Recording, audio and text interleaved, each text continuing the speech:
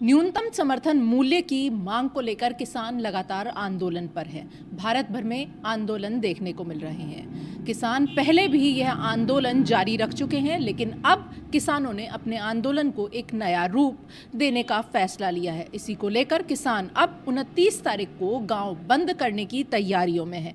आइए चलते हैं इसी को लेकर हुई प्रेस वार्ता में। देखिए, कल ही 76वां गणतंत्र दिवस था और 76 वर्ष होने जा रहे हैं गणतंत्र को लागू हुए। 47 में आज़ाद हुआ, 77 साल आज़ादी को हो चुके। उसके बावजूद आप देखेंगे कि किसान की हालत आज भी बहुत गिरी हुई है। आत्महत्याएं कर रहे हैं तो सबसे अधिक किसान कर रहे हैं देश में। 65% जनसंख्या हमारी गाँव में बसती है किसान वर्ग की है। किसान आत्महत्याएं कर रहे हैं या नौजवान आत्महत्याएं कर रहे हैं, वो बेकारी के कारण, नौजवान बेकारी के कारण और किसान बर्बादी के कारण ये हालत बनी हुई है। तो गणतंत्र हमारा कहाँ तक पहुँचा है आज? सरकार बार बार वादे करती है, रास्ते रोके, 750 किसान एक तरह से शहीद हुए, लेकिन वादा किया सरकार ने, वो सत्याग्रह समाप्त हुआ एक तरह से। उसके बावजूद सरकार ने 2 साल में एक कदम नहीं बढ़ाया। एमएसपी के लिए कहा कि हम तुरंत लागू करेंगे, आप आंदोलन समाप्त कीजिए, एमएसपी लागू नहीं की।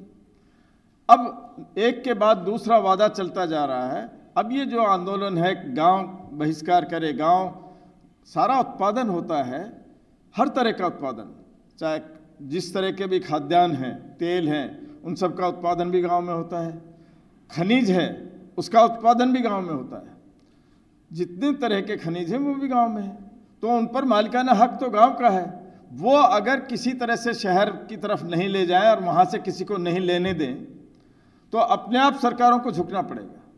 और ये अहिंसक सत्याग्रह है, इसमें कोई हिंसा नहीं है। गांधी जी ने भी उस जमाने में सत्याग्रह चलाया कि नमक पर टैक्स लगाया है तो अब हम खुद नमक बनाएंगे, और उसकी प्रक्रिया चली, पूरे देश में आंदोलन खड़ा हुआ। तो आज ये इस स्थिति में पहुंच चुका है देश कि किसान मजबूर होकर अपनी व्यवस्था खुद को देखनी पड़ेगी, और फिर अपनी व्यवस्था देखेंगे तो देश में जो दूसरे लोग हैं आज जो बैठे हुए हैं ऊंचे ऊंचे पदों पर या शहरों में भी, बड़ा व्यापारी वर्ग, जिनको कुछ कॉरपोरेट्स को तो सरकार ने एक तरह से मालिकाना हक जैसा देना शुरू कर दिया। किसान जो वास्तव में मालिक है, गांधी जी ने तो कहा किसान भारत की आत्मा है। चलिए, किसान बाहर नहीं जाएगा, पहले जैसे हुआ था कि किसान सड़कों पर आ गए, किसान शहरों में आ गए, दिल्ली तक पहुंचने की कोशिश की जी।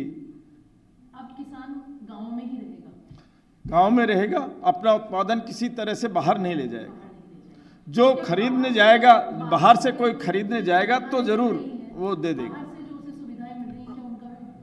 हाँ, जो बाहर से भी सुविधाएं नहीं लेंगे, हम अपना शुरू करेंगे।